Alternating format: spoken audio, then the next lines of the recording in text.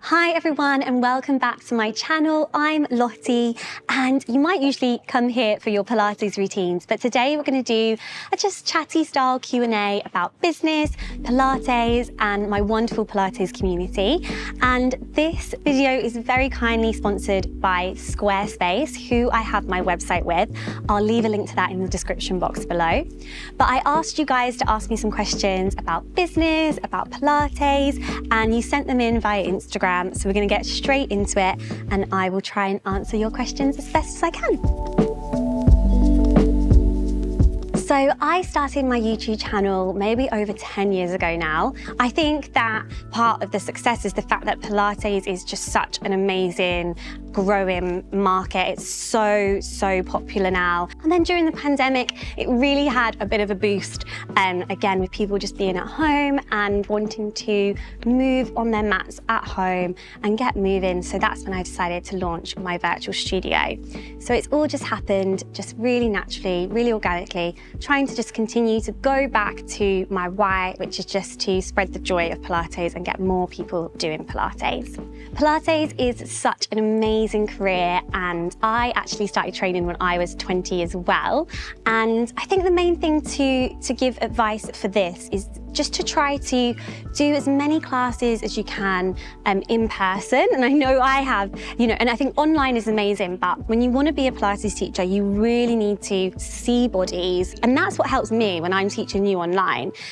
Because I had so many years and so many hours teaching classes, I had such a broad range of clients, from young people to older people, different injuries, and you don't really know who's going to walk through the door. So it keeps you on your toes, it keeps you researching, it keeps you learning when you actually see people in real life. So definitely make sure you choose a course where you do have to do some in-person teaching as well. Take your time with your course if you can. If it means getting a little part-time job alongside it, try not to rush it or cram it into 2 weeks. It might take 6 months, it might take a year, it might take 2 years, but just really take your time with it and enjoy the process.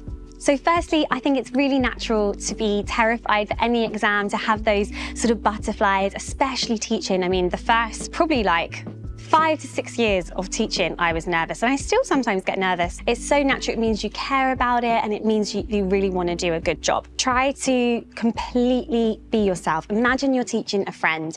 If that means you stumble a little bit over your words, or you forget your left and right, or you have a bit of a giggle, then that's completely fine. You're not a robot, and nobody wants to be taught by a robot. So keep that human side. If you feel like you made a mistake, just tell the instructor, go back and do it again. And I think just really being yourself, enjoy the exercises, stay as present in the moment as you can. So I think I had a few questions regarding sort of my mental health and my business and everything. And I have written about the fact that I have GAD and OCD, and I'm still on medication for that, and I'm completely open talking about that. And that's obviously one way that I manage my anxiety. However, when I launched the online platform, I had a complete freak out. For the week before, I couldn't sleep, and I had a real dip in my mental health. My anxiety completely flared. And I think it was just because of this, something I've been working on for months and months, or what felt like years.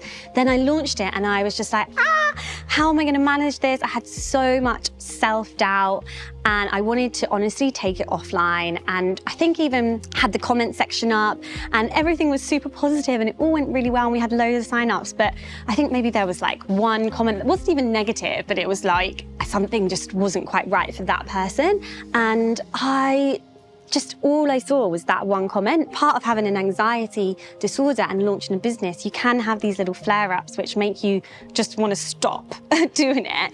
And luckily I have people around me who were just like, no, come on, take a breath. It's going to be fine. And it took maybe 3 weeks until my sort of cortisol levels came down. And I was like, actually, I can do this. I can manage this. So this is obviously a new sort of part of my life, being a mum. Seb is 9 months old, and he is pretty much with me 24/7, which has been such a juggle with the business, honestly. I find especially as he's got older, so he's not a newborn. When he was a newborn, I was able to do like some Zoom calls or, you know, answer some emails because they just sleep all the time. But now he's awake a lot more, I obviously don't want to be on my phone in front of him. I think definitely just letting go of perfectionism. So like, I can't do everything to the standards that maybe I set myself before I was a mum. But you know, Seb's here, he's on a filming day with us. I have Sam, and we're so lucky to both be freelance, so we can really help, you know, manage each other's time and just be there with my son, Seb. But, you know, I'm still figuring it out. He's only 9 months old, so I'm sure it will sort of balance and just, we'll find our feet. But to be honest, we haven't really found our feet yet. We're still really juggling it all. So we actually recently had a really gorgeous event in partnership with Squarespace, and we had a Squarespace expert here, Tasha, who I'll also link in the description box below. I'll link her agency and everything. And she said something really interesting, which I hadn't even thought about, which was the difference between an audience and a community. There's that real difference between your kind of social media presence with Instagram and YouTube, and then you really want to make sure you are bringing people somewhere like your website, like your newsletter. So you don't need to have thousands and thousands and thousands of clients. You need a small little pocket of people who are really interested. So let's say, for example, it's Instagram that you're putting yourself out there. You feel like engagement's low. Ask questions to those people who are engaging. Focus on them. Really focus on quality over quantity.